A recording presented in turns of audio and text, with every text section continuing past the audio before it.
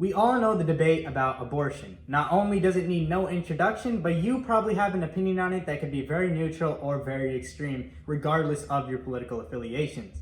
Today, I'm not here to push a certain opinion, but I am here to make some big pointers about this debate that people usually don't notice about the Republican argument. My pointers are going to be of the Republican or anti-abortion or pro-life crowd, but before you start commenting that I am a biased person, I just want you to know that this is something I've noticed time and time again and is not, I repeat, it is not a direct attack on those in the anti-abortion crowd because many of you guys are actual good people, but rather a summation of how the Republican Party became so anti-abortion and how it's actually a false argument that they use to manipulate their supporters. So let's start the first part in the series by saying these words that the Republican Party won't like to hear. You are being misled. You might be wondering what I mean by this. So to answer your question, I mean that the GOP and Washington's Republicans are misleading you into hurting your fellow Americans. Let me explain this a little bit better. The GOP is a party that is notorious for only supporting the interests of the richest people in America. This can be seen time and time again as billionaires tend to donate to Republican campaigns far more than Democratic ones because they know that they will have an agenda in the Republican Party that allows them to get away with paying less in taxes, and also, and this is important, they will be allowed to exploit low-skilled workers and low-income Americans to their fullest. But how does this tie in? Just keep listening and you'll understand it soon. Regarding the debate about abortion, we know that the right's goal is to defund Planned Parenthood, the sector of the government that gives people easy access to abortions at an affordable price, because most of the people who need abortions are people who are in lower income areas and often can't afford contraceptives, or in school haven't been taught the necessity of them, and it's usually because those schools are underfunded, but we'll get into that later. Keeping these 2 points in mind, here's the argument I want to make. The right only really wants to defund Planned Parenthood and outlaw abortion rights because it keeps the poorest in this country poor and maintains the status quo of extreme wealth inequality and the top 1% looting the bottom 90%.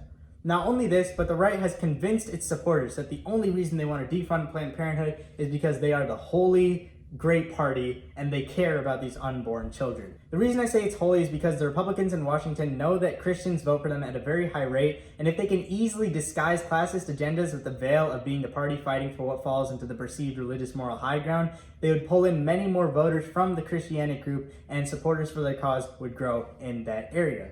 If you still aren't convinced, let me indulge you with more.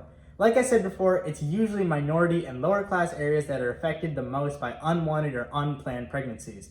As well as this, these people usually can't get good jobs because of a lack of education or work skills in their area, so they have to work low-paying jobs that require low skill and often can't afford many things such as contraceptives.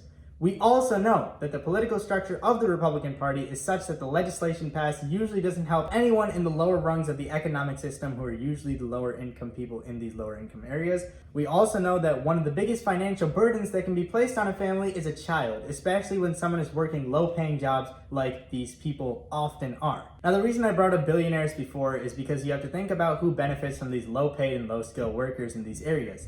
It's the billionaires. The owners of Walmart and Amazon and Target. The people who need to make sure that they have workers who literally cannot live without having the jobs they have, so they can exploit them for mediocre salaries and usually no benefits because of the financial pressures these workers face. They need to make sure that everyone who is working for them is forced to stay. And if they do leave, that they go to another billionaire's company where the same exact thing is going to happen. Now, putting these two things together, the picture becomes a lot more clear. If people who work these minimum wage jobs are burdened with a child that they couldn't abort, there's absolutely no way that they will be able to progress up the economic rungs in America unless they get lucky. If they can't progress up the economic ladder, they will stay static in their financial situation and they can be easily taken advantage of, and moreover, their kids can be taken advantage of as well. To those who still aren't convinced, let's just say that the right did magically care about these unborn babies and they weren't just lying about it. Okay, so what has the right done to show that they truly care about these babies after they're born? So I'm not saying when they're in the womb, I mean when they're actual living, breathing children outside of the womb. Let's see. What they have done is they have made medical costs so exorbitantly high that it makes it hard to even birth a child in a hospital. Why? You guessed it, the billionaires who donate to their campaigns make money off of privatized health insurance. Another thing that the Republicans have done to show how much they really care about these kids is brutalize and disregard the foster care system for decades.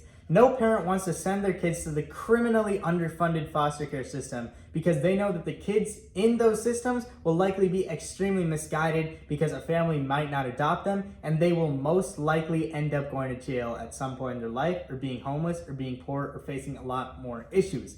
Another great thing that the right has done is make sure that areas that are affected the worst by abortions are also conveniently the areas with the worst schools in the countries.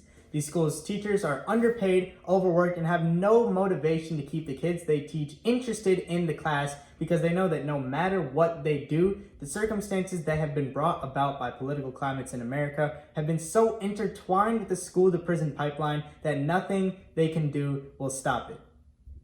The best thing the right has done, however, is make sure that no matter what happens, no matter whoever gets lucky, whatever happens, there's no possible way that these people have an actual voice in Washington. They have made sure that everyone in these areas have little to no opportunity to become politicians on Capitol Hill, and they make sure that the people in these areas are looked down upon by the conservative crowds when they try to protest or become one and try to make change. Simply put, the right doesn't care about the babies after they're born, and the only thing the Republican Party cares about is keeping the poorest in this country poor enough to be exploited by the rich.